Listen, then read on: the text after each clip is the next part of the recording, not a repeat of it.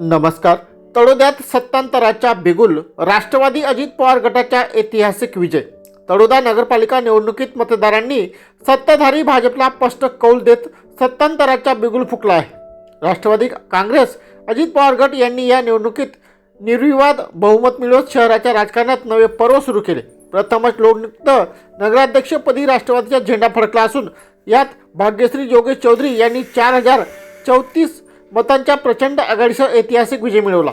या निवडणुकीत भाजपाचे जितेंद्र सूर्यवंशी आणि शिवसेनेचे हितेंद्र क्षत्रिय यांचा पराभव झाला. पालिका रचनेतही मोठा बदल झाला असून 21 जागांपैकी 11 जागांवर राष्ट्रवादीने विजय मिळवला आहे.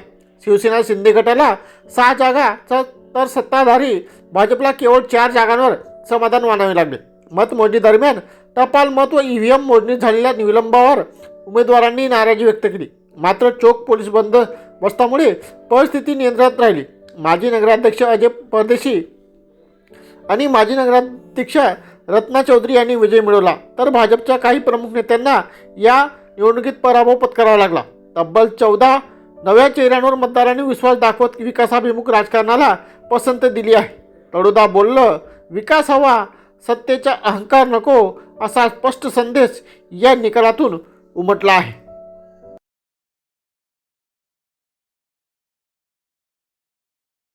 हे वागणूक देत होते हे लोक मला. मी ते आणि माझे मित्रपरिवार आणि माझी गावाची जनता मी जे 8 वर्षापासून राबवत होतो आणि ते 8 वर्षापासून जनतेला जे दिसलं योगेश चौधरीवर काय अन्याय होतोय आणि ते अन्यायाचं यांनी सर्वांनी मतापुरती सर्वांनी पेटीमध्ये दाखवलं. हे जे मला बोलणारे होते यांना तोंडावर पटके बसले. यांना दिसलं आहे की योगेश चौधरी काय आहे, त्यांची टीम काय आहे. ऐनवेळी तुम्हाला बीजेपीकडनं उमेदवारी नाकारण्यात आली होती आणि राष्ट्रवादीकडनं आपल्याला उमेदवारी देण्यात आली होती. काय एकंदरीत म्हणणार? यांनी जुने जे कार्यकर्ते त्यांना डावललं गेलं आणि नवीन कार्यकर्त्यांना यांनी सर्वांना नगरसेवक नगराध्यक्षाची उमेदवारी दिली गेली. आम्ही वारंवार सांगत राहिलो की जुन्याला तुम्ही द्या, आम्ही सर्व माघार घेऊ, आम्ही जुन्याला सपोर्ट करू. पण यांनी कोणत्याही प्रकारात ऐकायला तयार झाले नाही. त्यामुळे मला जनतेचा माझ्यावर विश्वास होता, माझ्या फॅमिलीवर दबाव टाकला गेला, माझ्या फॅमिलीला टॉर्चर केलं गेलं.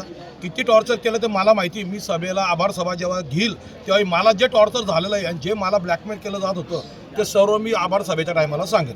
आभार सभेला कोण येईल काय वाटतं? आम्ही जास्त करून प्रयत्न अजितदादा पवार साहेबांना उपमुख्यमंत्री साहेबांना बोलवायचा प्रयत्न 100% करू आणि त्यांनी आश्वासन दिलं आहे की आम्ही येऊ. असं आज दणदणीत विजय झाला असल्यामुळे आम्ही आमच्यासाठी जनताच ही विजयी करणार होती आणि आम्ही जनताच्याच भरोसे उभे राहिले.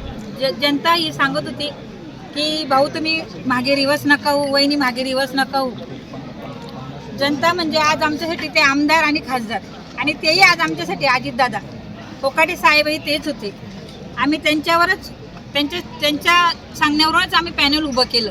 पॅनल उभं केल्यानंतर ते आमच्यासाठी खूप रात्रंदिवस मेहनत करत होते आणि त्यांची एक सांगता होती, वहिनी विजयी आपलाच होईल, विजयी आपलाच होईल.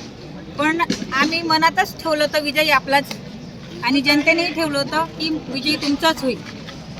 तगडा आव्हान होतं आपल्या समोर. तगडा आव्हान होता. जनतेचा सपोर्ट होता आणि आमचा विजयी जनतेमुळेच झाला आणि आम्ही